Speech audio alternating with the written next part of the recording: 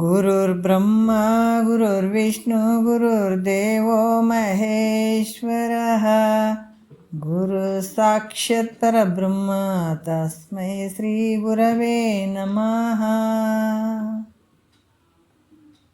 ಶ್ರೀ ಜಗದ್ಗುರು ಸಿದ್ಧಾರೂಢರ ಪಾದಕಮಲಗಳಿಗೂ, ಶ್ರೋತ್ರಿಯ ಬ್ರಹ್ಮನಿಷ್ಠ ಸದ್ಗುರು ಬಸವಾನಂದರ ಪಾದಕಮಲಗಳಿಗೂ, ಅವರ ಪ್ರತಿರೂಪದಂಥ ನಿಜಗುಣಪ್ಪನವರ ಪಾದಕಮಲಗಳಿಗೂ ನನ್ನ ದೀರ್ಘದಂಡ ಪ್ರಣಾಮಗಳನ್ನು ಸಲ್ಲಿಸುತ್ತಾ, ಎಲ್ಲ ಮಹಾತ್ಮರ ಪಾದಕಮಲಗಳಿಗೂ ನನ್ನ ದೀರ್ಘದಂಡ ಪ್ರಣಾಮಗಳನ್ನು ಸಲ್ಲಿಸುತ್ತಾ, ಮನದಲ್ಲಿ ಸ್ಮರಿಸಿಕೊಳ್ಳುತ್ತಾ, ತಮ್ಮೆಲ್ಲರಿಗೂ ವಂದಿಸುತ್ತಾ, ಇವಾಗ ಅನುಭವ ಸಾರ.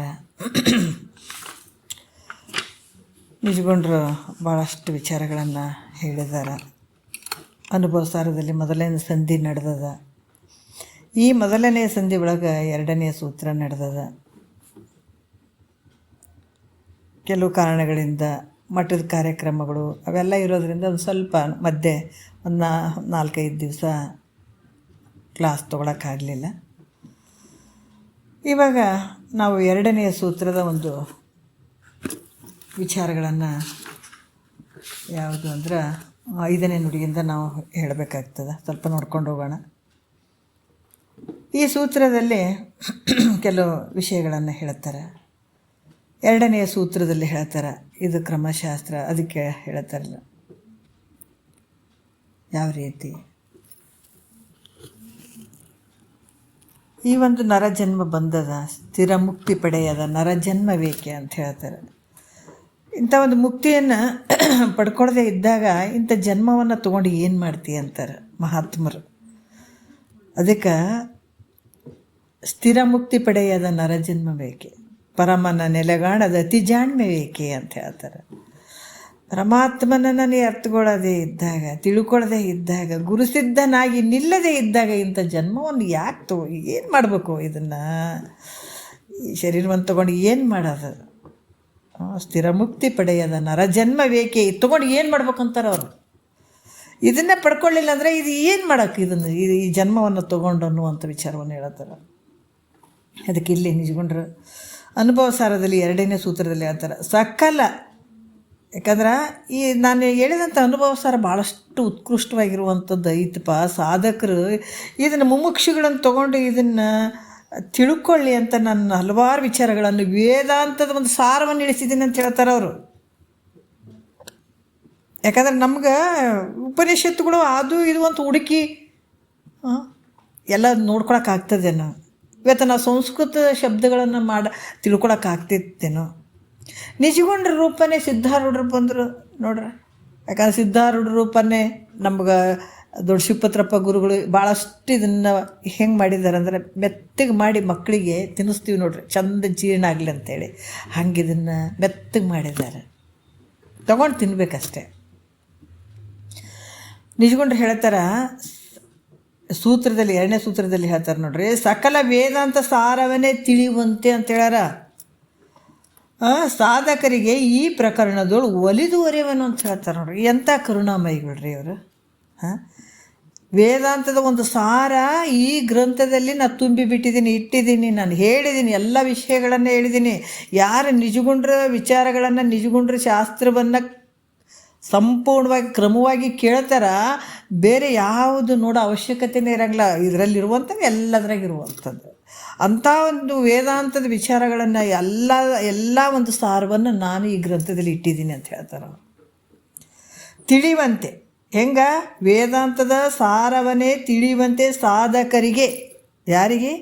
ಮುಮುಕ್ಷಿಗಳಿಗೆ, ಸಾಧನೆ ಮಾಡುವಂಥವರಿಗೆ, ಮುಕ್ತಿಯನ್ನು ಪಡ್ಕೊಳ್ಬೇಕನ್ನುವಂಥವರಿಗೆ.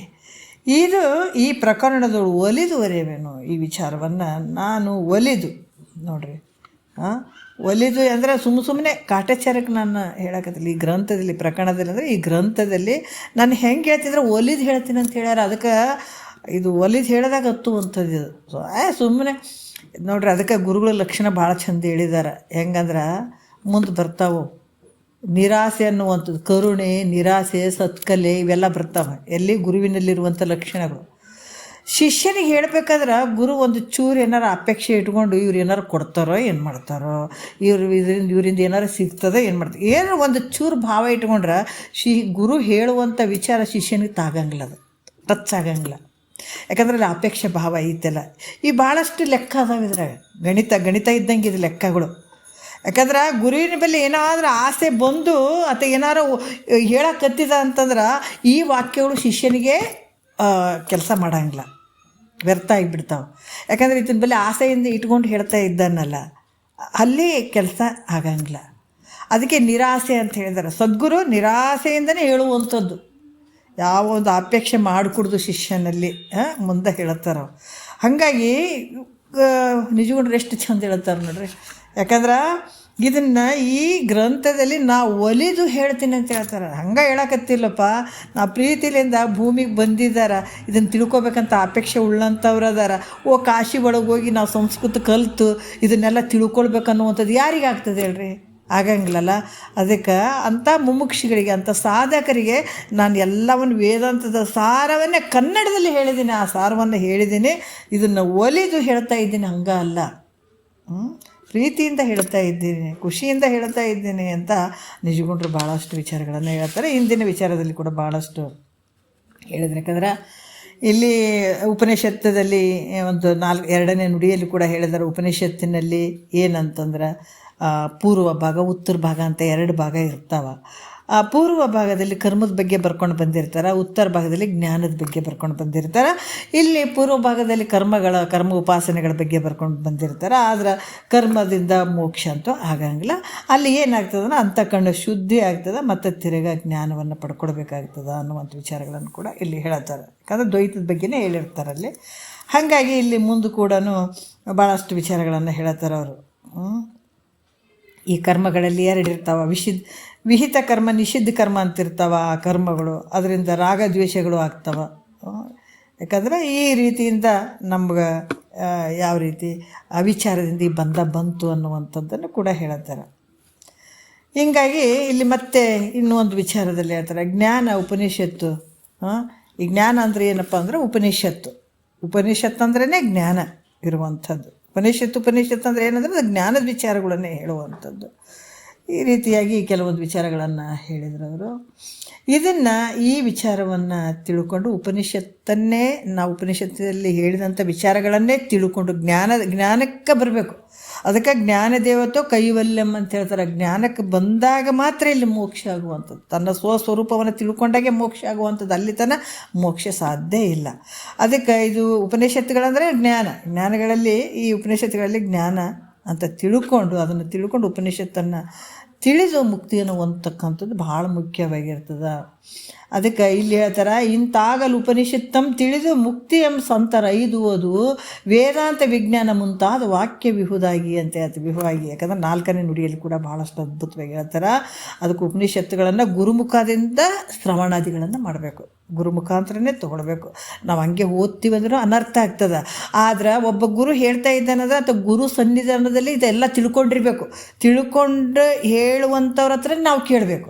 ಇಲ್ಲಂದ್ರೆ ನಾವು ಗ್ರಂಥಗಳು ಭಾಳಷ್ಟು ಅದಾವ್ರಿ ನಮ್ಮ ಮನ್ಯಾಗ, ಏನು ಮನೆ ತುಂಬ ಗ್ರಂಥಗಳು ಇಟ್ಟಿವ್ರಿ, ನಾವು ಓದ್ಕೊಂಡು ಹೇಳಕತ್ತಾರಂತಂದ್ರೆ ಅವರಲ್ಲಿ ಹಂಗೆ ಸತ್ತೋದ್ರ ಪರವಾಗಿಲ್ಲ, ಅವ್ರ ಹತ್ರ ಕೇಳಬಾರ್ದು ಅಂತ ಗುರುಗಳು ಹೇಳ್ತಿದ್ರು. ಯಾಕಂದ್ರೆ ಹಂಗೆ ಐತೆ ಅದು. ಯಾಕಂದ್ರೆ ಅವ್ರು ಹೇಳುವಂಥವ್ರು ಕೂಡ ಗುರು ಸನ್ನಿಧಾನದಲ್ಲಿ ತಿಳ್ಕೊಂಡಿರಬೇಕು, ಅವರು ಪಕ್ಕ ಇರಬೇಕು. ಶ್ರೋತ್ರಿಯ ಬ್ರಹ್ಮನಿಷ್ಠ ಸದ್ಗುರು ಇರಬೇಕು, ಅಥವಾ ಅದನ್ನು ಗುರು ಮುಖಾಂತರ ತಿಳ್ಕೊಂಡತ್ತಿರಬೇಕು. ನಾ ಎಲ್ಲಾರ ಓದಿ ಹೇಳ್ತೀನಿ ಅಂದರೆ ಇದು ಬರಂಗಿಲ್ಲ, ಹಂಗೆ ಅನರ್ಥ ಆಗ್ತದೆ.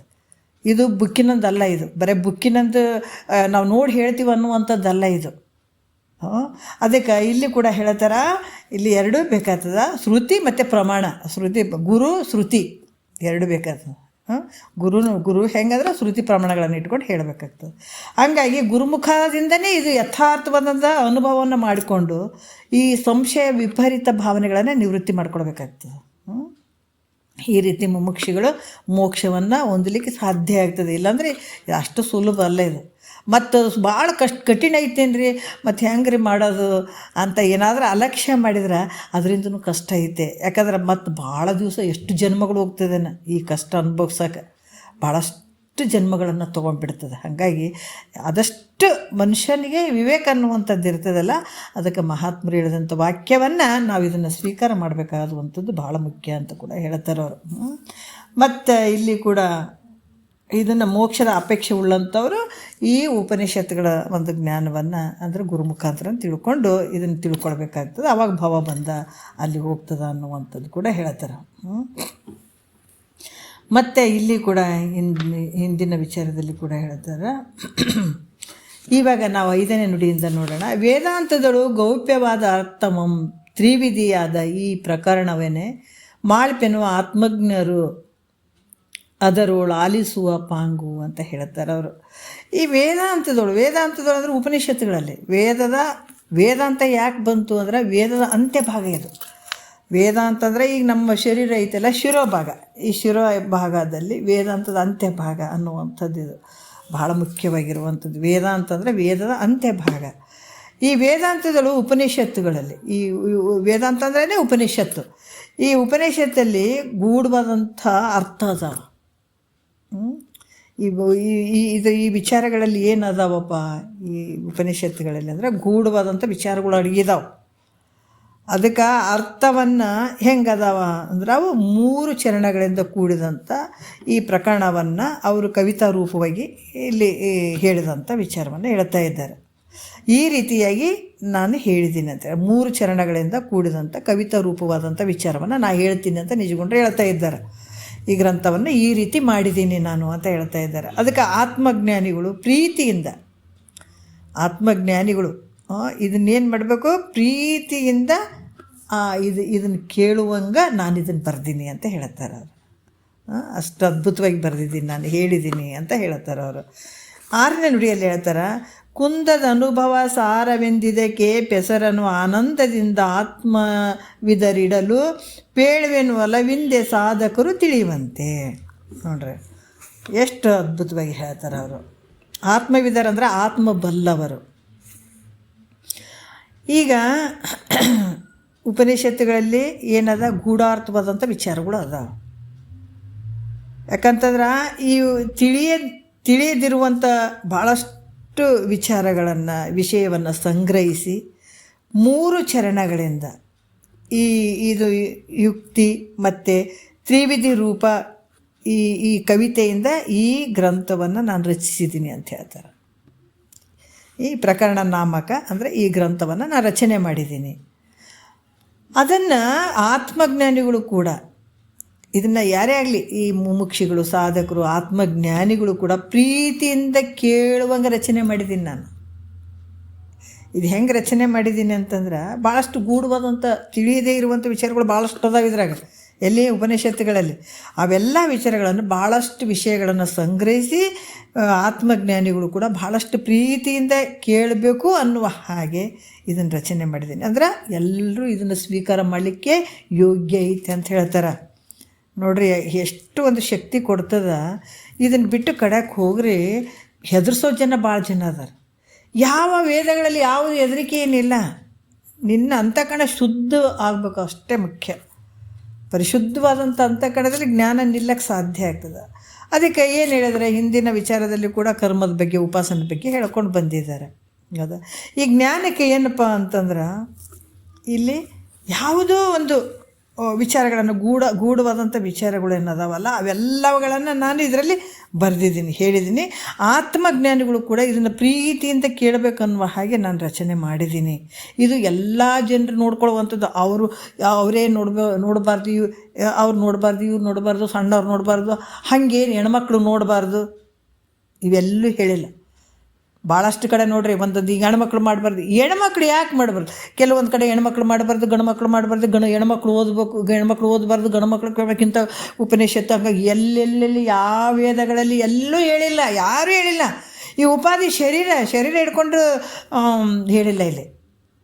ಯಾಕಂದ್ರೆ ಉಪಾಧಿಗಳು, ಶರೀರ ಅನ್ನುವಂಥ ಉಪಾಧಿಗಳು ಮಿಥ್ಯವಾಗಿರುವಂಥವು. ಆದರೆ ಹೆಣ್ಣು ಗಂಡು ಅನ್ನುವಂಥದ್ದು ಉಪಾಧಿ ಮೂಲಕ ಬಂದಿರುವಂಥದ್ದು. ಈಗ ಮನೆ ಐತೆ, ಗುಡಿಸಲ ಐತೆ, ಅವೆಲ್ಲ ಉಪಾಧಿ. ಬೈಲಿರುವಂಥದ್ದು ಒಳಗೆ ಒಂದೇ, ಇಲ್ಲಿ ಜೀವಾತ್ಮ ಇರುವಂಥದ್ದು ಒಂದೇ ಇರುವಂಥದ್ದು. ಆದರೆ ಶರೀರಗಳು ಉಪಾಧಿ ಮೂಲಕ ಬಂದಿದ್ದಾವೆ ಹೊರತಾಗಿ ಅದು ಯಾವುದೋ ಸಂಬಂಧ ಇಲ್ಲ. ಎಲ್ಲ ಪ್ರತಿಯೊಬ್ಬರು ಈ ಜ್ಞಾನವನ್ನು ಪಡ್ಕೊಳ್ಳಿಕ್ಕೆ ಬಂದಂಥದ್ದು ಭೂಮಿಗೆ. ಅದು ಹೆಣ್ಣಾಗಿರ್ಬೋದು ಗಂಡಾಗಿರ್ಬೋದು, ಸಣ್ಣವರಾಗಿರ್ಬೋದು ದೊಡ್ಡವರಾಗಿರ್ಬೋದು.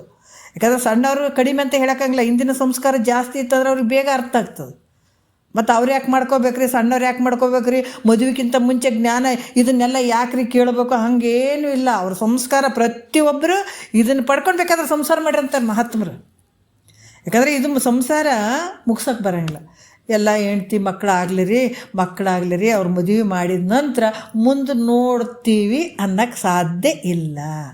ಯಾಕಂದ್ರೆ ಎಷ್ಟು ದಿವಸ ಇರ್ತೀವ ಭೂಮಿ ಮೇಲೆ ನೀನು, ಇರಸ್ತನ ಯಾವಾಗ ನಿನ್ನ ಮನಸ್ಸು ಬಂತ ತಕ್ಷಣ ಕೇಳು ಅಂತ ಹೇಳ್ತಾರೆ. ಅಂದು ಹಿಂದೆನ್ನದೆ ನೋಡ್ರಿ ಎಷ್ಟು ಚಂದ ಹೇಳ್ತಾರೆ.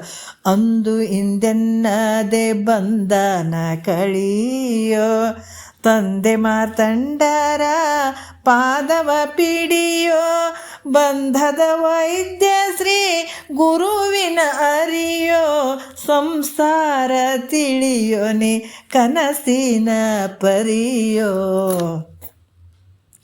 ನಮ್ಮ ಮಾಡುವಂಥ ಸಂಸಾರ ಸತ್ಯ ಐತೇನಂದ್ರೆ ಅಲ್ಪ ಕನಸೈತೆ ಅಂತ ಹೇಳ್ತಾರೆ ಮಹಾತ್ಮರು. ನಿಜಗೊಂಡ್ರೆ ಆರು ನಾನೆಂದು ವಿಚಾರಿಸು ವಿಷಮ ಸಂಸಾರ ಇದು ಕನಸು ಅಂತ ತಿಳ್ಕೊಂಡಾರಲ್ಲ. ಅಲ್ರಿ ನಮಗೆ ಕನಸ ಅಂತ ಗೊತ್ತಾಗವಲ್ದಲ್ರಿ, ಮತ್ತು ಹೆಂಗ್ರಿ ಎಲ್ಲ ವ್ಯವಹಾರ ಮಾಡಕತ್ತೀವಿ. ಹೆಂಡ್ತಿ ಸತ್ಯ ಅದ, ಮಕ್ಕಳು ಸತ್ಯ ಅದಾರ, ಆಸ್ತಿ ಸತ್ಯ ಐತೆ, ಮನೆ ಸತ್ಯ ಐತೆ, ನಾ ಮಾಡುವಂಥ ವ್ಯವಹಾರ ಸತ್ಯ ಐತೆ. ನೀವು ನೋಡ್ತೀರಿ ಕನಸಿದ್ದಂಗೆ ಐತಪ್ಪ ಸಂಸಾರ ಅಂತ ಹೇಳ್ತೀರಿ. ಅರೆ ರೇ ಒಮ್ಮಲ್ಲಿ ಹೆಂಗೆ ತಿಳಿತದಪ್ಪ ನಿನಗೆ? ಈ ಸಂಸಾರ ಸುಳ್ಳು, ಈ ಸಂಸಾರ ಕನಸು ಅಂತ ಮಹಾತ್ಮರು ಹೇಳಿದಾರಿಲ್ಲ. ನೀ ಮಾಡುವಂಥ ಸಂಸಾರ ಕನಸು ಐತಪ್ಪ ಅಂತ ಮಹಾತ್ಮರು ಹೇಳಿದಾರಲ್ಲ. ಈ ಕನಸಂತ ನಿನಗೆ ಗೊತ್ತಾಗಬೇಕಾದ್ರೆ ನಿನಗೆ ಶಕ್ತಿ ಇದ್ರೆ ಕುಂತು ದಿನ ಕೇಳು, ಶ್ರವಣ ಮಾಡು. ಈ ರಾತ್ರಿ ಮಲಗಿರ್ತಿದ್ದಿ, ಕನಸು ಬೀಳ್ತದ, ಪಟಕ್ಕನ ಎಚ್ಚರ ಆಗ್ತಿದ್ದು ಜಾಗಕ್ಕೆ ಬಂದುಬಿಡ್ತೀವಿ. ಅದ್ರಂಗೆ ತಿಳ್ಕೊಂಡೆ ನೀದು? ಹಂಗಾಗಂಗಿಲ್ಲ. ರಾತ್ರಿ ಎಲ್ಲರೂ ಮಲಗಿರ್ತೀವಿ, ಒಬ್ಬ ಕಳ್ಳನಿಗೆ ಸುಳ್ಳನಿಗೆ ಎಲ್ಲರಿಗೂ ನಿದ್ದೆ ಬಂದುಬಿಡ್ತದೆ ತಂತಾನೆ ಆಟೋಮೆಟಿಕ್. ನಿದ್ದೆ ಮಾಡೋಕ್ಕೆ ಯಾರೂ ಪ್ರಯತ್ನ ಪಡೋಂಗಿಲ್ಲ, ಮಲಗ್ತೀವಿ ಅಷ್ಟೇ, ಆದ್ರೆ ನಿದ್ದೆ ಆಟೋಮೆಟಿಕ್ ಬರ್ತದೆ. ಆದ್ರೆ ಕನಸು ಬೀಳಲಿ ಅಂತ ಯಾರೂ ಪ್ರಯತ್ನ ಮಾಡೋಂಗಿಲ್ಲ, ಕನಸು ಬೀಳ್ತಾವೆ, ಆಟೋಮೆಟಿಕ್ ಬೀಳ್ತಾವೆ. ಆದ್ರೆ ಎಚ್ಚರ ಆಗಲಿ ಅಂತ ಯಾರೂ ಪ್ರಯತ್ನ ಮಾಡೋಂಗಿಲ್ಲ, ಆಟೋಮೆಟಿಕ್ ಎಚ್ಚರ ಆಗಿಬಿಡ್ತೀವಿ, ಜಾಗಕ್ಕೆ ಬಂದುಬಿಡ್ತೀವಿ.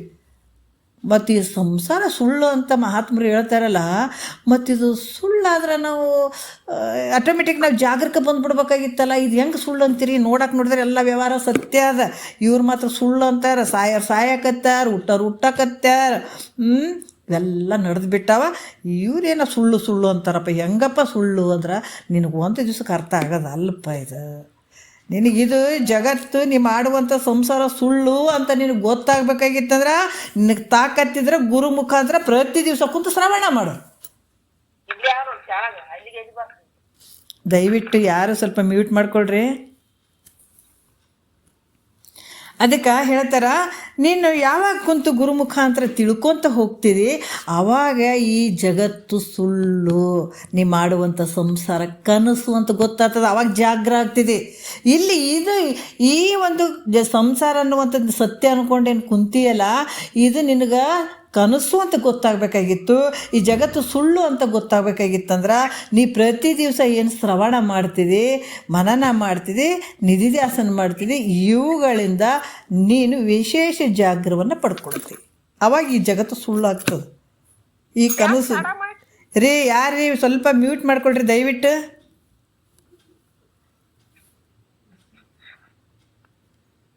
ಅದಕ್ಕೆ ಇಲ್ಲಿ ಏನು ಹೇಳ್ತಾರ ಅವರು, ಇದು ಸುಳ್ಳು, ಜಗತ್ತು ಸುಳ್ಳು ಐತೆ, ಈ ಕನಸಿದ್ದಂಗೆ ಐತಪ್ಪ ಈ ಜಗತ್ತು, ನಾ ಮಾಡುವಂಥ ಸಂಸಾರ ಕನಸಿದ್ದಂಗೆ ಐತೆ ಅಂತ ನಮಗೆ ಗೊತ್ತಾಗಬೇಕಾಗಿತ್ತಂದ್ರೆ ಇದು ಗುರು ಮುಖಾಂತರನೇ ನಮಗೆ ಗೊತ್ತಾಗುವಂಥದ್ದು. ಅಲ್ಲಿ ತನಕ ಇದು ಸತ್ಯ ಅಂದ್ಕೊಂಡೇ ಹೋಗುವಂಥದ್ದು. ಹಾಗಾಗಿ ಇಲ್ಲಿ ಕೂಡ ಭಾಳಷ್ಟು ಹೇಳ್ತಾರೆ. ಈ ಉಪನಿಷತ್ತದಲ್ಲಿರುವಂಥ ಗೂಢಾರ್ಥವಾದಂಥ ವಿಚಾರಗಳನ್ನು ನಾನು ಹೇಳಿದ್ದೀನಿ. ಅದಕ್ಕೆ ಇವರೆಲ್ಲರೂ ಇದನ್ನು ಸ್ವೀಕಾರ ಮಾಡಲಿಕ್ಕೆ ಯೋಗ್ಯ ಐತೆ ಅಂತ ಹೇಳಿದ್ರು ಅವರು. ಮತ್ತು ಎಲ್ಲರೂ, ಮತ್ತು ಹೆಣ್ಣಲ್ಲ ಗಂಡಲ್ಲ ಮಕ್ಕಳು ಎಲ್ಲರೂ ಇದನ್ನು ತೊಗೊಳ್ಳುವಂಥದ್ದು. ಮುಖ್ಯವಾಗಿ ಮನುಷ್ಯ ಬಂದಾನೆ ಈ ಭೂಮಿಗೆ ಅಂದರೆ ಇದನ್ನು ಪಡ್ಕೊಳ್ಬೇಕಂತ ಅನ್ನುವಂಥದ್ದು ಇರ್ತದೆ. ಅದಕ್ಕೆ ಉಪನಿಷತ್ತು ಇಲ್ಲಿ ಕೂಡ ಹೇಳ್ತಾರೆ. ಯಾಕಂದ್ರೆ ಉಪನಿಷತ್ತನ್ನೇ ತಿಳಿದು ಸಂತರ ಮುಕ್ತಿಯನ್ನು ಹೊಂದ್ತಾರೆ, ಮತ್ತು ನೀವು ಕಷ್ಟಪಟ್ಟು ಗ್ರಂಥ ಯಾಕೆ ರಚಿಸಿದ್ರಿ ಅಂತ ಅಂದರೆ ಪ್ರಶ್ನೆ ಬರ್ತದೆ. ಏನಂತ ಶಿಷ್ಯ ಕೇಳ್ತಾನೆ, ಅಲ್ರಿ ನೀವು ಉಪನಿಷತ್ತು ಅಂದರೆ ಜ್ಞಾನ ಅದಂತ ಹೇಳಿದ್ರಿ, ಜ್ಞಾನ ಅಂದ್ರೆ ಉಪನಿಷತ್ತಿಗೆ ನಾವು ಉಪನಿಷತ್ತು ಅಂದರೆ ಜ್ಞಾನ ಅಂತ ಹೇಳಿದ್ರಿ, ಮತ್ತು ಈ ಸಂತರು ಈ ತಿಳಿಬೇಕಂತ ಅನ್ನೋಂಥವ್ರು ಸಾಧರು ಸಂತರು ಇವರೆಲ್ಲ ಏನು ಮಾಡ್ತಾರೆ, ಮುಕ್ತಿಯನ್ನು ಹೊಂದಬೇಕಾದ್ರೆ ಉಪನಿಷತ್ತನ್ನೇ ಡೈರೆಕ್ಟ್ ಮಾಡ್ತಾರೆ. ಮತ್ತು ನೀವ್ಯಾಕೆ ಇಷ್ಟು ಕಷ್ಟಪಟ್ಟು ಗ್ರಂಥವನ್ನು ರಚಿಸಿದ್ರಿ?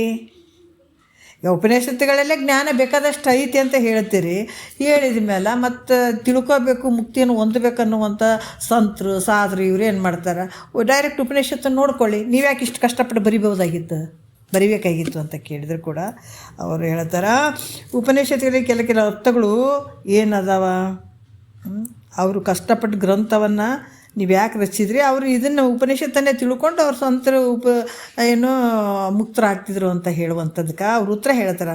ಉಪನಿಷತ್ತುಗಳಲ್ಲಿ ಕೆಲವು ಅರ್ಥಗಳು ಹೆಂಗದಾವಂದ್ರೆ ಗೂಢದವಪ್ಪ, ತಿಳಿದೇ ಇರುವಂಥವು ಅದಾವ, ನೀ ಏನು ಓದಿ ನೋಡ್ಕೊಂಡು ತಿಳ್ಕೊತಿ, ಅದಕ್ಕೆ ಬುದ್ಧಿಯಿಂದಲೂ ತಿಳಿಲಿಕ್ಕೆ ಬಾರದೇ ಇರುವಂಥವನು ಅದಾವ ಅದ್ರಾಗ, ನಿನಗೆ ಬುದ್ಧಿಯಿಂದನೂ ಅದು ತಿಳಿಲಿಕ್ಕೆ ಬರೋಂಗಿಲ್ಲ, ಹಂಗೆ ಅದಾವ ಅದ್ರಾಗ ವಿಚಾರಗಳು. ಅದಕ್ಕೆ ನಾನು ಇದರಲ್ಲಿ ಎಲ್ಲ ವಿಚಾರಗಳನ್ನು ಹೇಳಿದ್ದೀನಿ. ನಾನು ಇದರಲ್ಲಿ ಇದಲ್ಲದೆ ಅದು ಮತ್ತು ಅವರೇ ಹೇಳ್ತಾರೆ ನೋಡ್ರಿ, ಅವು ಯಾವುವು ನೀ ಹೇಳೋದು ಕರೆಕ್ಟ್ ಐತೆ, ಆದ್ರೆ ಭಾಳಷ್ಟು ಬುದ್ಧಿಗೂ ತಿಳ್ಕೊಳ್ಳೋಕೆ ಆಗದೇ ಇರುವಂಥ ವಿಷಯಗಳು ಕೂಡ ಇದ್ರಾಗ ಅದಾವ. ಅದಕ್ಕೆ ಈ ಸಂಸ್ಕೃತ ಭಾಷಾ ಜ್ಞಾನವಿಲ್ಲದ ಮುಮುಕ್ಷಿಗಳಿಗೆ ಏನಾಗ್ತದೆ ಹೇಳ್ರಿ, ಅರ್ಥ ಆಗ್ತದೆ ನಮ್ಗೆ. ನಾವು ಯಾವತ್ತಾರು ಕಾಶಿಗೆ ಹೋಗಿ ಅಲ್ಲಿ ಪ್ರಯತ್ನಪಟ್ಟು ಸಂಸ್ಕೃತವನ್ನು ಕಲ್ತು ನಾವೊಂದು ಅರ್ಥ ಮಾಡಬೇಕು, ಸಂಸ್ಕೃತ ಕಲ್ತವ್ರೆಲ್ಲರೂ ಪಂಡಿತರಂತ ಅಂದ್ಕೊಳ್ಬೇಡ್ರಿ. ದೊಡ್ಡ PhD ಮಾಡ್ಯಾರ್ರಿ, ಅದು ಮಾಡ್ಯಾರ್ರಿ, ಸಂಸ್ಕೃತ ಪಂಡಿತ್ರಿ ಅಂತ ಹೇಳೋಕ್ಕಂಗಿಲ್ಲ. ಆದ್ರೆ ಆ ಸಂಸ್ಕೃತ ಇದ್ದರೂ ಕೂಡ, ಸಂಸ್ಕೃತ ಭಾಷೆ ಬಲ್ಲವಿದ್ದರೂ ಕೂಡ ಆತನ ಅಂತಃಕರಣ ಪರಿಶುದ್ಧ ಆಗಿ ಈ ಮುಕ್ತಿ ಭಾವ ಬರ್ಬೇಕು ಆತನ ಹತ್ರ. ಮುಕ್ತಿ ಭಾವ ಮುಮುಕ್ಷುತ್ವ ಭಾವ ಬರಬೇಕಾದ್ರೆ ಜನ್ಮ ಜನ್ಮಾಂತರದ ಪುಣ್ಯ, ಬರೀ ಭಾಷೆ ಕಲ್ತ್ಕೊಂಡ್ರೆ ಈ ಮುಕ್ತಿ ಭಾವ ಬರೋಂಗಿಲ್ಲ. ನಾವು ಇದನ್ನು ಸ್ಪಷ್ಟವಾಗಿ ತಿಳ್ಕೊಬೇಕು. ಯಾವ ಭಾಷೆ ಆದ್ರೇನು ಮುಮುಕ್ಷತ್ವ ಬರಬೇಕಾದ್ರೆ ಎಷ್ಟೋ ಜನ್ಮದ ಪುಣ್ಯ. ಅದಕ್ಕೆ ಸಪ್ತ ಭೂಮಿಕೆಗಳಲ್ಲಿ ಸುಖೇಚ್ಛೆ ಅನ್ನುವಂಥದ್ದೇ ಮೊದಲನೇದು ಭೂಮಿಕೆ. ಅದು ಯಾವಾಗ ಸುಖದ ಅಪೇಕ್ಷೆ ಬರ್ಬೇಕಂದ್ರೆ ಸುಮ್ಮನೆ ಅಲ್ಲ, ಅದು ಭಾಳ ಜನ್ಮಾಂತರದ ಪುಣ್ಯ. ಇವತ್ತು ನೋಡಿರಿ 4 ಗಂಟೆಗೆ ನಾವು ಇಷ್ಟು ಕುಂತು ಕೇಳ್ತೀವಿ, ಭಾಳಷ್ಟು ಈ ವಿಚಾರಗಳು ಬಂದಿದ್ದಾವೆ ಹಿಂದೆ. ಎಷ್ಟೆಷ್ಟು ಈ ಬೇಕಾದಷ್ಟು ಟೈಮ್ ಐತೆ, ನಾವು ಆ ಕೆಲಸ ಮಾಡೋಕ್ಕೋ ಈ ಕೆಲಸ ಹೊರಗಡೆ ಹೋಗೋದು, ಭಾಳಷ್ಟು ಈ ಟೈಮಿಗೆ ಭಾಳಷ್ಟು ಕೆಲಸಗಳು ಇರ್ತಾವೆ. ಮಲಗೋದಾರ ಸ್ವಲ್ಪ ಮಲಗಿದ್ರೆ ಆಗ್ತದಪ್ಪ, ಎಲ್ಲರ ಹೊರಗಡೆ ಹೋದ್ರೆ ಆಗ್ತದೆ, 4 ಮಂದಿ ಜೊತೆ ಮಾತಾಡಿದ್ರೆ ಎಲ್ಲ ಇರ್ತಾವೆ, ಅವೆಲ್ಲ ಬದಿಗೊತ್ತಿ. ಇವತ್ತು ನಾವು ಬಂದು ಕುಂತು ಒಂದು ಅರ್ಧ ಗಂಟೆ 1/4 ಗಂಟೆ ಕೇಳ್ತೀವಿ ಅನ್ನುವಂಥ ಭಾವ ಬರಬೇಕಾದ್ರೆ ಈ ಜನ್ಮದ್ದಲ್ಲ, ಅದು ಜನ್ಮಾಂತರದ ಪುಣ್ಯದ ಫಲ ಇಲ್ಲಿ ತಂದು ಕುಂದಿರ್ಸೋದಂತ ತಿಳ್ಕೊಬೇಕು. ನಾವು ಭಾಷೆ ಕಲ್ತ್ಕೊಂಡಿವಿ, ಇಷ್ಟು ಡಿಗ್ರಿ 3-4 ಡಿಗ್ರಿ ಓದೋದ್ರೆ ಇವತ್ತೆಲ್ಲ ಸತ್ತೋಗಕತ್ತೇವೆ, ನೋಡ್ತಿರಿಲ್ಲ? ಅದು ನಿಜವಾದ ಜೀವನ ಅನ್ರಿ, ಅದು ಬ್ರಹ್ಮಜ್ಞಾನ ರೀ. ಅದು ಬ್ರಹ್ಮಜ್ಞಾನ. ಎಷ್ಟು ಡಿಗ್ರಿ ಓದಿದ್ರೇನು ಭಾಷೆ ಪುಸ್ತಕದಂತು? ಅದಕ್ಕೆ ಮಹಾತ್ಮರು ಹೇಳ್ತಾರೆ, ಇಲ್ಲ ಎಷ್ಟು ಡಿಗ್ರಿ ಓದಿದ್ರೇನು ಅವ್ರು ದೊಡ್ಡ ಇದಾಗಿಬಿಡ್ತಾರೇನು. ಅದಕ್ಕೆ ಸಂಸ್ಕೃತ ಕಲ್ತಿದ್ದಾರಪ್ಪ ಅಂದ್ರೆ ಕಲ್ತಿದ್ದಾರೆ ಅವರು ಅಷ್ಟೇ. ಅದರ ಜ್ಞಾನವನ್ನು ಈ ಮುಮುಕ್ಷತ್ವ ಭಾವ ಬರಬೇಕಾದ್ರೆ ಜನ್ಮಾಂತರದ ಪುಣ್ಯದ ಫಲ ಅದು ಬಂತು ಅಂತಂದಾಗ ಆತ ಸಂಸಾರ ಏಸಿಗಾಗಬೇಕು. ಆವಾಗ ಎಷ್ಟು ದಿವಸ ಮಾಡಿದ್ರೆ ಇದು ಇಟ್ಟೆ ಅದಂತೇಳಿ ಯಾವಾಗ ವಿಷಯಾದಿಗಳ ಕಡೆ ಉದಾಸೀನ ಭಾವ ಮಾಡಿ, ಅರ್ಥ ಆಯ್ತಲ್ಲ, ವಿಷಯಾದಿಗಳ ಛೇ ಅನ್ಬೇಕತ್ತ ಅಂದು ಆವಾಗ ಗುರುವಿನ ಪಾದವೇ ಗತಿ ಅನ್ಬೇಕು. ನೋಡ್ರಿ, ಸಿದ್ಧಾರೂಢರ ಹತ್ರ ಕಬೀರ್ ದಾಸರು ಬಂಗಾರದ ಅಂಗಿ, ಅವ್ರ ಶರ್ಟ್ಗಳು ನೈರಿ ಶರ್ಟ್ ಅವೆಲ್ಲ ಅವರು ಮುಸ್ಲಿಮ್ರು ಇರ್ತಾವಲ್ರಿ, ಅವು ಯಾರು ಕಬೀರ್ ದಾಸರು ಹಾಕೊಳ್ಳುವಂಥದ್ದು ಭಾಳ ದೊಡ್ಡ ಶ್ರೀಮಂತರು ಅವರು. ಅದು ಬಂಗಾರದ ಎಳಿಗಳಿದ್ದು ಅಂತ ನೋಡ್ರಿ ಅದ್ರಾಗ. ಅಂಥ ಶ್ರೀಮಂತರು ಯಾವಾಗ ಸಿದ್ಧಾರೂಢರ ಪಾದಕ್ಕೆ ಬಂದು ಬಿದ್ದರು ಅವ್ರಿಗೆ ಅನ್ನಿಸ್ತವ, ಭಾಳ ಆನಂದ ಅನಿಸ್ಬಿಡ್ತಂತವ್ರಿಗೆ, ತೃಪ್ತಿ ನೆಮ್ಮದಿ ಎಲ್ಲ ಅನಿಸ್ಬಿಡ್ತು. ಆದರೆ ಇಷ್ಟು ಬಂಗಾರದ ಎಳಿ ಹಾಕ್ಕೊಂಡು ಅಂಥ ಶ್ರೀಮಂತಿಕೆಯಲ್ಲಿ ಮೆರೆದಾಡದಂಥ ಕಬೀರಿಗೆ ಸಿದ್ಧಾರೂಢರ ಪಾದದಲ್ಲಿ ಅಂಥ ಒಂದು ಆನಂದ ಆಗಿಬಿಡ್ತದೆ. ಆದಾಗೆ ಅಪ್ಪ ಬ್ಯಾಡೋ, ನಾನು ನಿನ್ನ ಪಾದದ ಬಿಟ್ಟು ಹೋಗಂಗ್ಲೋ ನಾನು ಅಂದ್ರೆ, ಹೋಗಪ್ಪ, ಎಂಥ ಒಂದು ನಿಂದು ಭೋಗ ಎಂಥದೈತೆ, ಮಹಾರಾಜರ ಒಂದು ಭೋಗ ಅಷ್ಟು ವೈಭೋಗದ ಜೀವನ ನಿಂದು ಐತೋ, ಯಾಕೆ ಬಿಡ್ತಿ? ಹೋಗು ನಿನ್ನ ಮನೆಗೆ, ಆರಾಮಾಗಿ ಜೀವನನ ನೀನು ವೈಭೋಗದ ಜೀವನವನ್ನು ನಡೆಸು ಅಂತ ಸಿದ್ಧಾರೂಢರು ಹೇಳಿದರು. ಯಾರಿಗೆ?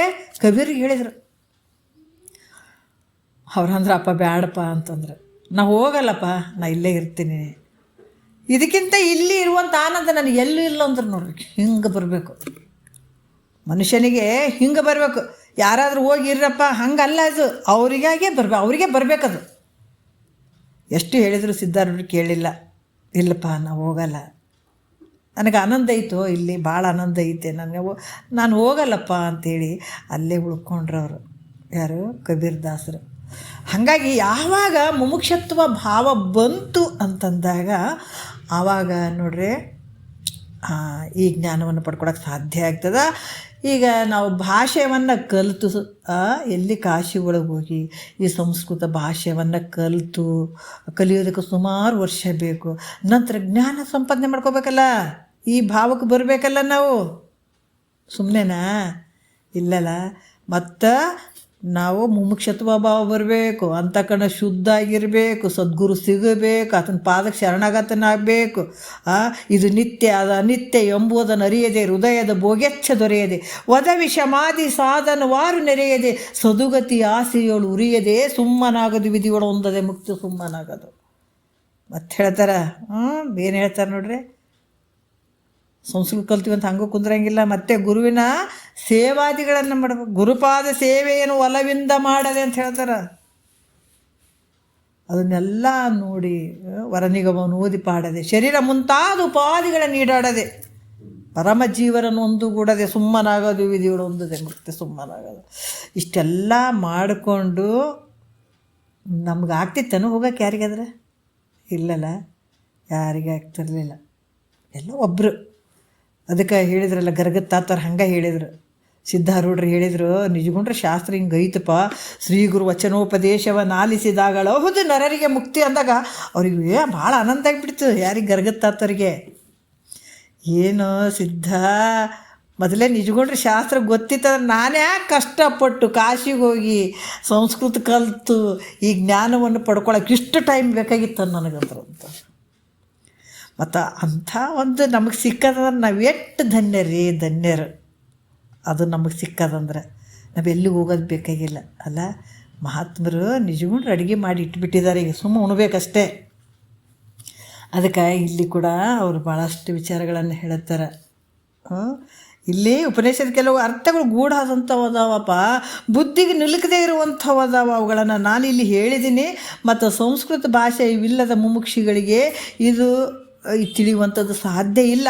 ಆದರೆ ನಾ ಮಾಡಿರುವ ಗ್ರಂಥ ಎಂಥ ಸಂಸ್ಕೃತ ಭಾಷೆ ಇರದೇ ಇರುವಂಥವ್ರು, ಆ ಭಾಷೆ ಬರದೇ ಇರುವಂಥವ್ರು ಉಪನಿಷತ್ತುಗಳು ನೋಡೋಕ್ಕೆ ಹೋಗೋದೇ ಬೇಡ. ಆದರೂ ಕೂಡ ಅವರಿಗೆ ಆಗದೇ ಇದ್ದಾಗ, ಯಾಕಂದರೆ ಉಪನಿಷತ್ತುಗಳು ಸಂಸ್ಕೃತದಲ್ಲೇ ಅದ. ಸಂಸ್ಕೃತ ಭಾಷೆ ಯಾವುದಂದ್ರೆ ದೇವತೆಗಳ ಭಾಷೆ ಅದು. ಹಂಗಾಗಿಬಿಟ್ಟು ಅವರಿಗೆ ಅದು ನೋಡೋಕೆ ಆಗದೇ ಇದ್ದರೂ ಕೂಡ ನನ್ನ ಗ್ರಂಥ ಎಲ್ಲರಿಗೂ ಉಪಯೋಗ. ನನ್ನ ಗ್ರಂಥ ಏನು ಮುಕ್ತಿಯನ್ನು ಪಡ್ಕೊಳ್ಳೋಕೆ ಏನೇನು ಬೇಕು ಅದೆಲ್ಲವೂ ನನ್ನ ಗ್ರಂಥದಲ್ಲಿ ಅಡಗಿದಾವೆ.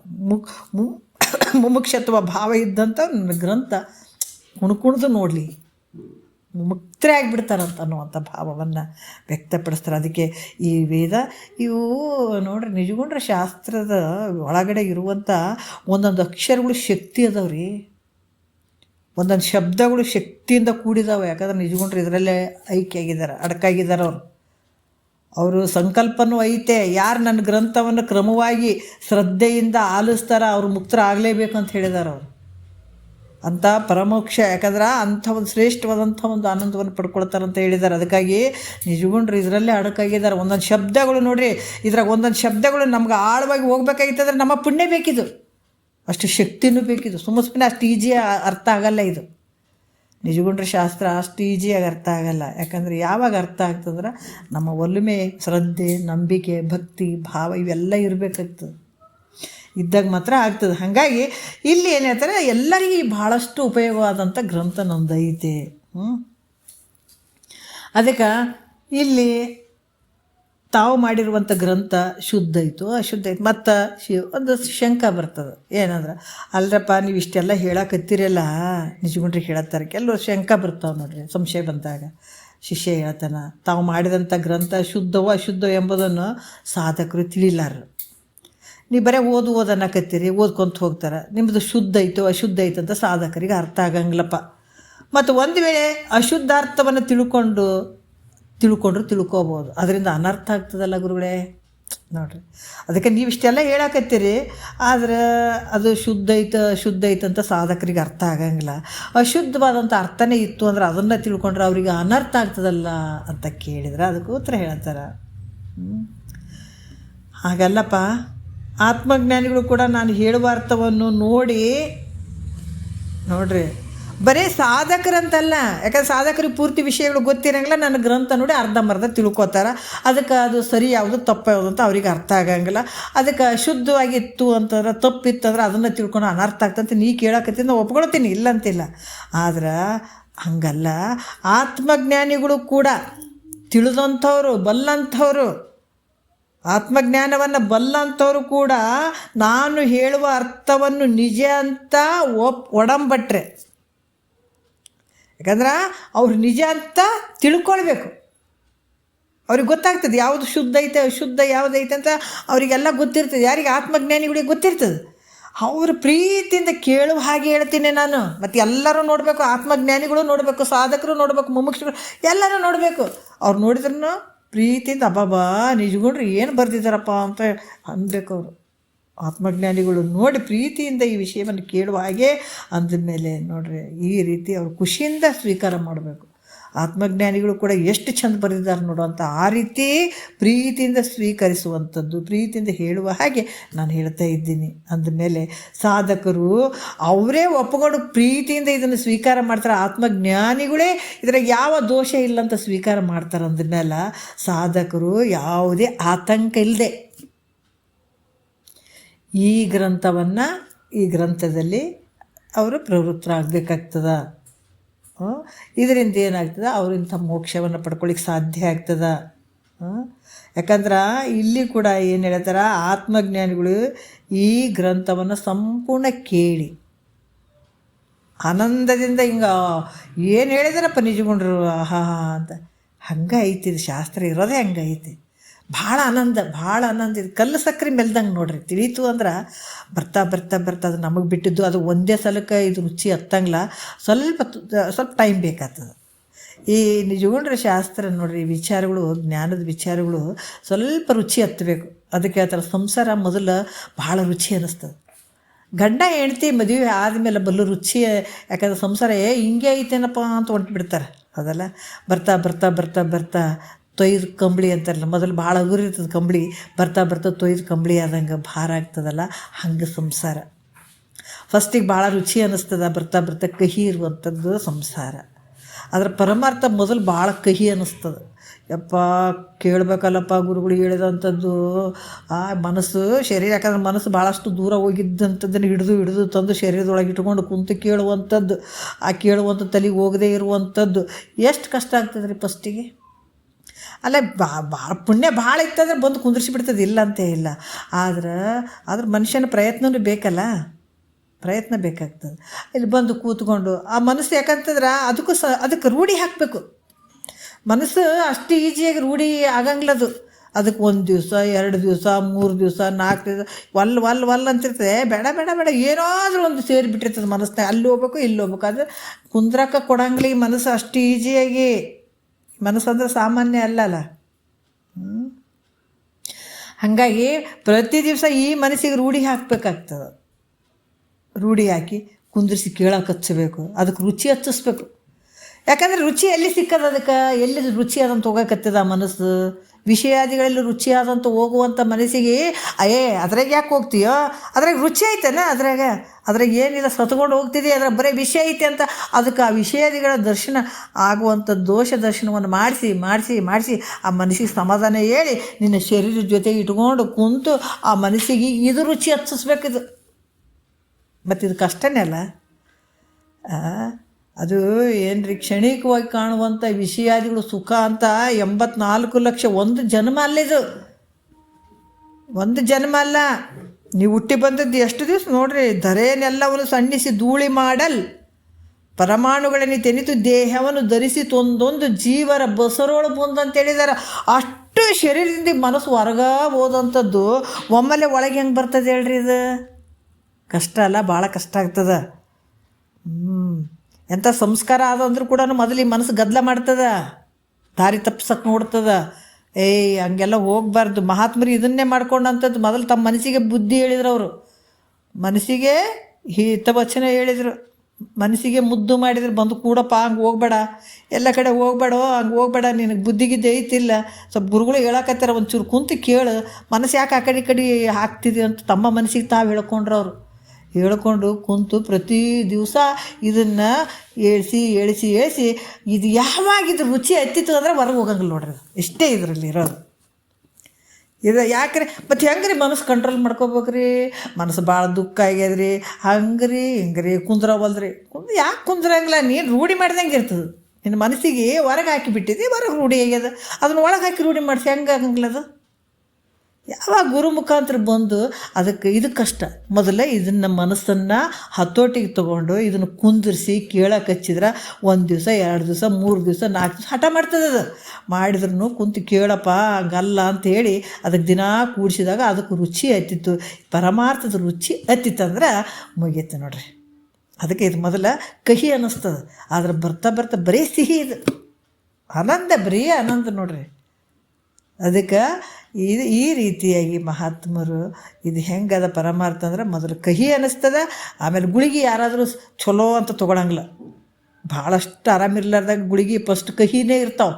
ಫಸ್ಟ್ ಕಹಿ ಇದ್ವಂಥ ಗುಳಿಗೆ ಅಂತ ತೊಗೊಂಡಿವಿ ಅಂದ್ರೆ ಆವಾಗ ಆರಾಮಾಗ್ತೀವಿ, ಹೌದಿಲ್ಲ? ಇಲ್ಲರಿ, ಮೊನ್ನೆ 3 ದಿವಸ ಆ್ಯಂಟಿಬಯೋಟಿಕ್ ತೊಗೊಂಡೆ ರೀ, ಹೆಂಗನ ಆಯ್ತು ರೀ, ಭಾಳ ನಡ್ಕ ಆಗ್ತಿತ್ತು, ಹಸಿವಾದಂಗೆ ಆಗ್ತಿತ್ತು, ತಲೆ ಚಕ್ರ ಬಂದಂಗೆ ಆಯ್ತು. ಆ ಗುಳಿಗೆ ಭಾಳ ಎಫೆಕ್ಟ್ ಆಯಿತು ನೋಡ್ರಿ, ಭಾಳ ಕೆಲಸ ಮಾಡಿಬಿಟ್ಟು ನೋಡ್ರಿ.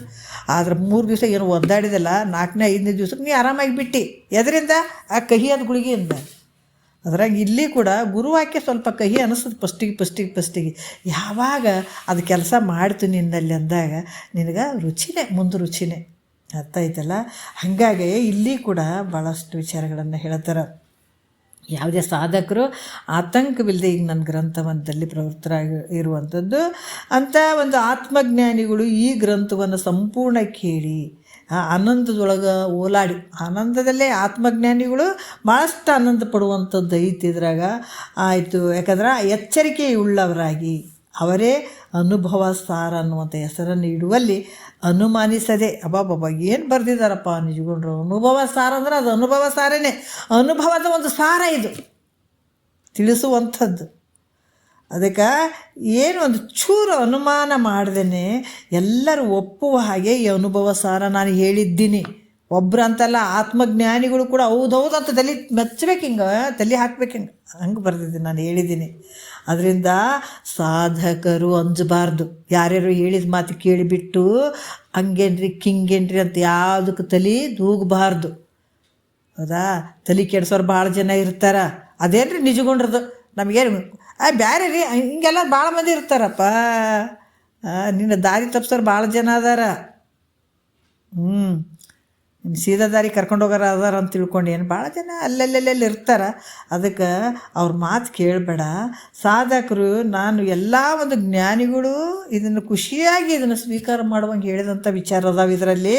ಅದಕ್ಕೆ ಸಾಧಕರು ಯಾವುದೇ ಅನಾಯಾಸವಿಲ್ಲದೆ, ನಮಗೇನು ರೀ ಯಾವುದನ್ನು ಆಯಾಸ ಐತೇನು ರೀ? ನಮ್ಗೆ ಅನಾಯಾಸವಾಗಿ ನಮ್ಗೆ ವಿಷಯಗಳು ಸಿಗ್ತಾ ಇದ್ದಾವಲ್ಲ, ಮಹಾತ್ಮರ ವಾಕ್ಯಗಳು ಸಿಗ್ತಾ ಇದ್ದಾವೆ. ಇದಕ್ಕಾಗಿ ಎಷ್ಟೋ ಜನ ತಿರುಗಾಡಿದ್ದಾರೆ, ಮಹಾತ್ಮರು ಓಡಾಡಿದ್ದಾರೆ. ಇವತ್ತು ಅವರೆಲ್ಲರಿಗಿಂತ ನಮಗೆ ಪುಣ್ಯ ಜಾಸ್ತಿ ಅನ್ಬೇಕು. ಯಾಕಂದ್ರೆ ನಮ್ಮ ಕುಂತಲೆ ವಿಚಾರಗಳು ಸಿಗಾಕತ್ತೇವೆ ನಮ್ಗೆ, ಸಾಮಾನ್ಯ ಅಲ್ಲ. ಹಾಗಾಗಿ ಅನಾಯಾಸವಾಗಿ ಸಾಧಕರು ಸ್ವರೂಪ ಜ್ಞಾನವನ್ನು ಪಡ್ಕೊಳ್ಬೇಕು. ಅದರಿಂದ ನಾನು ಈ ಗ್ರಂಥವನ್ನು ಬರೆದದ್ದು ಭಾಳಷ್ಟು ಉತ್ತಮವಾಗಿರುವಂಥದ್ದು, ಪ್ರಯೋಜನ ಉಳ್ಳಂಥದ್ದು ಐತೆ ನನ್ನ ಗ್ರಂಥ ಅಂತ ಕೂಡ ಹೇಳ್ತಾರೆ ಅವರು. ಮತ್ತು ಇಲ್ಲಿ ಕೂಡ ಕೆಲವೊಂದು ಈ ಪದದಿಂದ ಪೂರ್ವ ಸಾಧನಗಳನ್ನು ಹೇಳಿದೆ, ಉತ್ತರ ಸಾಧನವಾದ ಜ್ಞಾನವನ್ನು ಹೇಳ್ತೀನಿ ಅಂತ ಹೇಳ್ತಾರೆ. 7ನೇ ನುಡಿಯಲ್ಲಿ ಬಾಧೆಗೊಳಿಸುವ ಪೂರ್ವ ಸಾಧನಗಳನ್ನಿಲ್ಲಿ ಬೋಧಿಪುದನು ಉಳಿದೇನು ಅವು ಮುನ್ನವೇ ಮರಸದಿ ಈ ಧರೆಯೋಳು ಒಪ್ಪುತಿಹವಾಗಿ ಅಂತ ಹೇಳ್ತಾರೆ ಅವರು. ಏನು ಹೇಳ್ತಾರೆ? ಬಾಧೆಗೊಳಿಸುತ್ತಿರುವ ಪೂರ್ವ ಸಾಧನಗಳನ್ನು ನೋಡ್ರಿ ಬೋಧಿಪುದನು. ಯಾಕಂತಂದ್ರೆ ಇಲ್ಲಿ ಬೋಧಿಪುದನ್ನು ಉಳಿದೇನು ಅಂದರೆ ಬಿಟ್ಟಿದ್ದೀನಿ ಅಂತ ಹೇಳ್ತಾರೆ ಅವರು. ಯಾಕಂದ್ರೆ ಮೊದಲೇ ಏನು ಕರ್ಮದಲ್ಲಿ ಬಾಧೆಗೊಳಿಸುವಂಥ ಮಲ ವಿಕ್ಷೇಪ ದೋಷವನ್ನು ಕಳೆಯುವಂಥದ್ದು ಯಾವುದು? ಕರ್ಮ ಉಪಾಸನೆಗಳು. ಕರ್ಮ ಉಪಾಸನೆಗಳಲ್ಲಿ ಕೂತ್ಕೊಂಡು ನಮ್ಮ ಮುಕ್ತಿ ಆಗ್ತದಂತ ಕೂಡುದು ಅನ್ನಂಗಿಲ್ಲ. ಯಾಕಂದ್ರೆ ಕರ್ಮ ಉಪಾಸನೆಗಳಿಂದ ಮುಕ್ತಿ ಆಗಂಗಿಲ್ಲ. ಭಾಳಷ್ಟು ಭಕ್ತಿ ಮಾಡಕತ್ತೀನಿ ರೀ, ಭಾಳಷ್ಟು ಗುಡಿ ಗುಂಡರ್ಗೆ ಹೋಗಕತ್ತೀನಿ ರೀ, ನಾನು ಯಾತ್ರೆ ಮಾಡಕತ್ತೀನಿ ರೀ, ಬೆಳಗ್ಗೆಯಿಂದ ಸಂಜೆ ತನಕ ನಾನು ಕರ್ಮ ಎಲ್ಲವನ್ನು ಪೂಜೆ ಪುರಸ್ಕಾರ ಬರೀ ಅದ್ರಾಗ ಇದ್ದೀನಿ ರೀ. ಆದರೆ ನೀನು ಸಾಯೋವರೆಗೂ ಮಾಡು, ಆದ್ರೆ ಮಾಡು, ನಿನಗೆ ಫಲಗಳು ಇರ್ತಾವೆ, ಆದ್ರೆ ಮುಕ್ತಿ ಆಗ್ತಂತ ಕುಂದ್ರಬೇಡ ಅಂತಾರೆ ಅವ್ರು. ಅಷ್ಟೇ, ಮತ್ತೇನಿಲ್ಲ. ನೀವು ಮಾಡೋರಿಗೆ ಏನು ಯಾರಿಗೂ ಬೇಡ ಅನ್ನಂಗಿಲ್ಲ. ನೀವು ಏನು ಮಾಡಿದ್ರೆ ನಿಮ್ಗೆ ಫಲಗಳು ಅದಾವೆ, ಇಲ್ಲ ಅಂತಿಲ್ಲ. ಮುಕ್ತಿ ಬಯಸ್ದಂಗಿಲ್ಲ. ನೀನು ಅಲ್ಲಿಂದ ಏನು ಹುಟ್ಟಿದೆ ಅಲ್ಲಿಂದನೂ ನೀನು ಏನು ಕರ್ಮಗಳನ್ನು ಮಾಡ್ಕೊತ ಬಾ. ಇಲ್ಲಿ ಹುಟ್ಟಿನಿಂದ ಸಾಯೋವರೆಗೂ ಮಾಡಿ ಕರ್ಮ. ನೀ ದಿರಾ ಎಷ್ಟನ್ನ ಮಾಡಿ ಕರ್ಮಗಳನ್ನು ಮಾಡಿ, ಯಜ್ಞ ಆಗದಿಗಳು ಮಾಡಿ, ಜಪ ಮಾಡು, ತಪ ಮಾಡು, ಊರು ಯಾತ್ರೆಗಳನ್ನು ಮಾಡು, ಇನ್ನು ಏನು ದುನ್ಯದ ಮಾಡು. ಆದ್ರೆ ಅಲ್ಲಿ ಮಾಡಿ ಮುಕ್ತಿಯನ್ನು ಬಯಸಬೇಡ. ಮುಕ್ತಿ ಆಗಂಗಿಲ್ಲ. ಅದ್ರ ಫಲಗಳು ಅದು ಇರ್ತಾವೆ, ಇಲ್ಲ ಅಂತಿಲ್ಲ. ಮುಕ್ತಿ ಬಯಸಂಗಿಲ್ಲ. ಯಾಕಂದ್ರೆ ಅದರಿಂದ ಮುಕ್ತಿ ಆಗಂಗಿಲ್ಲ. ಅದರಿಂದ ಮುಕ್ತಿಯನ್ನು ಬಯಸುವಂಥದ್ದು ಯಾವ ರೀತಿ ಅಂತಂದ್ರೆ, ಆ ರೀತಿ ನಿಷ್ಕಾಮ ಭಾವದಿಂದ ಮಾಡಿದಾಗ ಅದಕ್ಕೊಂದು ದೊಡ್ಡ ಫಲ ಅದ. ಯಾವ ಫಲ ಅಂದ್ರೆ, ನಮ್ಮ ಈಗ ಹೊರಗಡೆ ಪಾತ್ರೆಗಳನ್ನು ಸಾಬೂನು ಅದು ಇದು ತೊಳಿತೀವಲ್ಲ, ನಮ್ಮ ಒಳಗಡೆ ಅಂತಃಕರಣವನ್ನು ಶುದ್ಧ ಮಾಡ್ಕೊಳ್ಬೇಕಾದಾಗ ಇವು ಕರ್ಮ ಉಪಾಸನೆಗಳಿಂದ ಅಂತಃಕರಣ ಶುದ್ಧ ಆಗ್ತದೆ. ಹೆಂಗೆ ನಾವು ಭಕ್ತಿ ಮಾಡ್ತೀವಲ್ಲ, ಭಕ್ತಿ ಹೆಂಗೆ ಮಾಡಬೇಕು? ಭಕ್ತಿನೂ ಕೂಡ ಹೆಂಗೆ ಮಾಡ್ಬೇಕಾದ್ರೆ, ಒಂದು ಗುರುವಿನ ಭಕ್ತಿ ಮಾಡೋವಂಥದ್ದು, ಎಲ್ಲ ಒಂದು ಮಠದ ಸೇವೆಗಳನ್ನು ಮಾಡ್ತೀವಿ, ಯಾವುದೋ ಒಂದು ದೇವಸ್ಥಾನದ ಮಾಡ್ತಿರ್ತೀವಿ, ಏನೋ ಮಾಡ್ತಿರ್ತೀವಿ. ಬಟ್ ನಮ್ಮ ಶರೀರದ ಮೇಲೆ ಕೂಡ ಅಂದ್ರೆ ಭಾವ ಇರಬಾರ್ದು. ಮಾಡುವಂಥ ಸೇವೆಯಲ್ಲಿ ನಾ ಮಾಡಿದ್ದೀನಿ ಅನ್ನುವಂಥದ್ದು ಮನಸ್ಸಿನಲ್ಲಿ ಕೂಡ ಆಗಬಾರ್ದು. ನಾ ಸೇವೆ ಮಾಡಕತ್ತೀನಂತ ಮನಸ್ಸಿನಲ್ಲಿ ಇರಬಾರ್ದು. ಎಲ್ಲವನ್ನು ಬಿಟ್ಟು ಮಾಡಬೇಕದು. ಮಾಡಿದಾಗ ಅದರಿಂದ ಏನು ಫಲಗಳಾಗ್ತಾವೆ ಅಂತಂದರೆ, ಅಲ್ಲಿ ಅಂತಃಕರಣ ಶುದ್ಧ ಆಗ್ತದೆ, ಸಂಪೂರ್ಣ ಶುದ್ಧ ಆಗ್ತದೆ. ಅದಕ್ಕೆ ಆ ರೀತಿ ಆಗುವಂಥದ್ದು ಅಂತಃಕರಣ ಶುದ್ಧ ಆಗೋದಕ್ಕಾಗಿ ಮಲ ವಿಕ್ಷೇಪಗಳು ದೋಷಗಳನ್ನು ನಿವೃತ್ತಿ ಮಾಡೋದಕ್ಕಾಗಿ ಈ ಕರ್ಮ ಉಪಾಸನೆಗಳನ್ನು ಮಾಡಿದಂಥದ್ದು. ಅದನ್ನು ನಾ ಇಲ್ಲಿ ಹೇಳಿಲ್ಲ ಅಂತಾರವ್ರು. ಕರ್ಮ ಉಪಾಸನೆಗಳ ಬಗ್ಗೆ ನಾನು ಇಲ್ಲಿ ಹೇಳಿಲ್ಲ ಅಂದರೆ, ಪ್ರತಿಯೊಬ್ಬರ ಮನಸ್ಸಿನಲ್ಲಿ ಅಂತಃಕರಣದಲ್ಲಿ ಮಲ ವಿಕ್ಷೇಪ ಆವರಣ ದೋಷಗಳು ಅದಾವ. ಈಗ ಆಲ್ರೆಡಿ ನಾನು ಜ್ಞಾನವನ್ನು ಪಡ್ಕೊಳ್ತೀನಿ ಅಂತ ಬಂದು ಕುಂತವರಿಗೆ ಮಲ ವಿಕ್ಷೇಪ ದೋಷ ನಿವೃತ್ತಿ ಆಗ್ಯದ ಈಗ. ಮತ್ತು ಅವ್ರಿಗೆ ಮತ್ತೆ ನೀ ಕರ್ಮ ಮಾಡು, ದೇವ್ರ ಗುಡಿ ಸುತ್ತರಿ, ಯಾತ್ರೆ ಮಾಡು, ಅದು ಮಾಡು, ಇದು ಮಾಡು ಅಂತ ಹೇಳೋಕ್ಕಾಗ್ತದನ್ನು? ಕರ್ಮ ಮಾಡು ಅಂತ ಹೇಳೋಕ್ಕಾಗ್ತದನ್ನು? ಹಾಂ, ಹೇಳೋಕ್ಕಾಗಂಗಿಲ್ಲ. ಮತ್ತು ಅವ್ರಿಗೇನು ಹೇಳ್ಬೇಕೀಗ? ಅಂತಃಕರಣ ಶುದ್ಧ ಆದದಕ್ಕಾಗಿ ಗುರುವೇ ನೀನೇ ಗತಿಯಪ್ಪ, ನನಗೆ ಮುಕ್ತಿ ತೋರ್ಸಪ್ಪ, ಮುಕ್ತನನ್ನಾಗಿ ಮಾಡು, ಈ ದುಃಖದಿಂದ ಬಿಡುಗಡೆ ಮಾಡು, ಈ ಭವರೋಗದಿಂದ ನನ್ನನ್ನು ಬಿಡುಗಡೆ ಮಾಡಂತ ಆತ ಬಂದು ಕುಂತವನಿಗೆ ಮತ್ತೆ ಕರ್ಮದ ಬಗ್ಗೆ ಹೇಳ್ತೀಯನ? ಹೇಳಂಗಿಲ್ಲ. ಏನು ಹೇಳಬೇಕು? ಈಗ ಆವರಣ ದೋಷ ಮುಂದೆ ಉಳಿದದ, ಆತನ ಮನಸ್ಸಿನಲ್ಲಿ ಆವರಣ ಮಾತ್ರ ಉಳಿದದ. ಭಗವಂತನ ಕಾಣಕ್ಕೆ ಒಂದು ಸ್ವಲ್ಪ ಟೈಮ್ ಅದು. ಇಲ್ಲಿ ನಾವು ಪರಮಾತ್ಮನ ಕಾಣೋದಕ್ಕೆ ಎಷ್ಟು ಟೈಮ್ ಐತಿ? ಇಲ್ಲಿ ಎಷ್ಟು ಅಂತರ ಐತೆ? ಸ್ವಲ್ಪ ಅಂತರ ಐತೆ. ಹೆಂಗೈತೆ? ಒಂದು ಪರ್ದೆ ಐತೆ ನೋಡ್ರಿ. ಈಗ ಒಂದು ಹಾಲ್ ಐತೆ, ಈ ಕಡೆ ಒಂದು ಸಣ್ಣ ರೂಮ್ ಬೇಕಾಗ್ಯದ ನಮಗೆಲ್ಲ. ಏನು ಮಾಡೋದು? ಮಧ್ಯೆ ಒಂದು ಪರ್ದೆ ಕಟ್ಕೊಂಡ್ಬಿಟ್ರೆ ಆಗ ಅದು ಹಾಲ್ ಐತಿ, ಇದು ಹಿಂದಿನ ರೂಮ್ ಐತೆ. ಎಷ್ಟು ಐತ್ರಿ ಇದಕ್ಕೆ? ಮೊದಲು ಅದಕ್ಕೆ ಪರ್ದೆ ಕಟ್ಟಿದಕ್ಕಾಗಿ ಆ ಕಡೆ ಒಂದು ಸಪ್ರೇಟ್ ಆದಂಗೆ ಐತಿ, ಈ ಕಡೆ ಸಪ್ರೇಟ್ ಆದಂಗೆ ಐತಿ. ಅದ್ರ ಮಧ್ಯೆ ಏನು ಅಡ್ಡಾಗ್ಯದಲ್ಲಿ? ಪರ್ದೆ ಮಾತ್ರ ಅಡ್ಡಾಗ್ಯದ. ಅದ್ರಂಗೆ ಭಗವಂತನ ನೋಡ್ಬೇಕಾದ್ರೆ ಎಷ್ಟು ಅಂತರ ಐತಪ್ಪ ಅಂದ್ರೆ, ಆವರಣ ದೋಷ ಒಂದೇ ಹತ್ರ ನೀನು ಮುಕ್ತನಾಗಕ್ಕೆ. ಮತ್ತೆ ಭಗವಂತನ ಮತ್ತೆ ಬೇರೆ ಅಂತ ಹಂಗೆ ತಿಳ್ಕೊಬೇಡ್ರಿ. ಆದ್ರೆ ಆ ಭಗವಂತನ ಕಾಣೋದು, ಮುಕ್ತನಾಗುವಂಥದ್ದು ಅಂತ ಪರಬ್ರಹ್ಮನ ಸ್ವರೂಪ, ಆ ಸ್ವಸ್ವರೂಪದ ಜ್ಞಾನ ಅರ್ಥಕೊಳಕ್ಕೆ ಒಂದು ಪರ್ದ ಮಾತ್ರ ಅಡ್ಡಿರ್ತದೆ ಅಷ್ಟೇ. ಅದನ್ನು ಆ ಆವರಣ ದೋಷವನ್ನು ಸದ್ಗುರುವಿನ ಮುಖಾಂತರ ನಾವು ಇದನ್ನು ಆವರಣ ದೋಷವನ್ನು ಕಳ್ಕೊಳ್ಬೇಕಾಗ್ತದಲ್ಲ. ಈಗ ನಾನು ಏನು ಹೇಳಕತ್ತೀನಿ, ಹಿಂದೆ ಕರ್ಮ ಉಪಾಸನೆ ಬಗ್ಗೆ ನಾನು ಹೇಳಕತ್ತಿಲ್ಲ. ಆದ್ರೆ ನಾನು ಹೇಳಕತ್ತೀನಿ ಈಗ ಆವರಣ ದೋಷವನ್ನು ನಿವೃತ್ತಿ ಮಾಡೋವಂಥದ್ದು ಮಾತ್ರ ಹೇಳ್ತೀನಿ ನಾನು ಅಂತ ಹೇಳ್ತಾರೆ ಅವರು. ಅದಕ್ಕೆ ಇಲ್ಲಿ ಏನಾಗ್ತದ, ಕೇವಲ ಸ್ವಸ್ವರೂಪಕ್ಕೇನು ಆವರಣ ಆಗ್ಯದಲ್ಲ ಅದನ್ನು ಮಾತ್ರ ಕಳೆಯುವಂಥದ್ದು ಇಲ್ಲಿ. ಅದಕ್ಕೆ ಮೇಲ್ಮಟ್ಟದ್ದು ವೇದ ಅಂತಂದ್ರೆ ಭಾಳ ಮೇಲ್ಮಟ್ಟದ್ದು. ನಾವೇನು ಎವರೆಸ್ಟ್ ಶಿಖರ ಏರುವಂಥ ತೇನ್ಸಿಂಗ ಮೇಲ್ಗಡೆ ಹೋದಾಗ ಭಾಳ ಖುಷಿಪಟ್ಟು ನೋಡ್ರಿ. ಅಂಥ ಒಂದು ಶ್ರೇಷ್ಠವಾದಂಥ ಒಂದು ಮೇಲ್ಮಟ್ಟದಲ್ಲಿ ನಾವು ಇದ್ದೀವಿ ಇವಾಗ. ಎಲ್ಲವನ್ನ ದಾಟಿ ಬಂದೀವಂತ ತಿಳ್ಕೊಳ್ಬೇಕು. ಇಲ್ಲಿ ಒಂದು ಸ್ವಲ್ಪ ಆವರಣ ದೋಷ ಇರ್ತದಲ್ಲ, ಅದನ್ನು ನಿವೃತ್ತಿ ಮಾಡಿಸುವಂಥದ್ದು. ಅದಕ್ಕೆ ಈ ರೀತಿ ಜ್ಞಾನವನ್ನು ಇದನ್ನು ಹೇಳ್ತಾ ಇದ್ದೀನಿ, ನಾನು ಹಿಂದಲ್ದು ಹೇಳಕತ್ತಿಲ್ಲ. ಅದು ಇದು ಕರ್ಮದ ಬಗ್ಗೆ ಉಪಾಸನೆ ಬಗ್ಗೆ ನಾನು ಹೇಳಂಗಿಲ್ಲ. ಜ್ಞಾನ ಈಗೇನಿಲ್ಲ, ಭಾಳ ದೂರ ಏನಿಲ್ಲ ನೋಡ್ರಿ, ಅದಕ್ಕೆ ದೂರವಿಲ್ಲವೋ ಮುಕ್ತಿ ದೂರವಿಲ್ಲವೋ, ಆ ಒಂದು ಇದಕ್ಕೆ ಬಂದು ನಿಂತಿದ್ದೀವಿ. ಅದನ್ನು ನಾ ಹೇಳಕತ್ತೀನಿ ಅಂತ ನಿಜಗೊಂಡ್ರೆ ಹೇಳ್ತಾರೆ. ಭಾಳಷ್ಟು ವಿಚಾರಗಳು ಅದಾವ. ಮತ್ತೆ ನೋಡೋಣ ನಾಳೆ ಒಂದೆರಡು ಮಾತು ಗುರುಗಳ ಪಾದಕ್ಕೆ ಅರ್ಪಿಸಿ ಹರವು.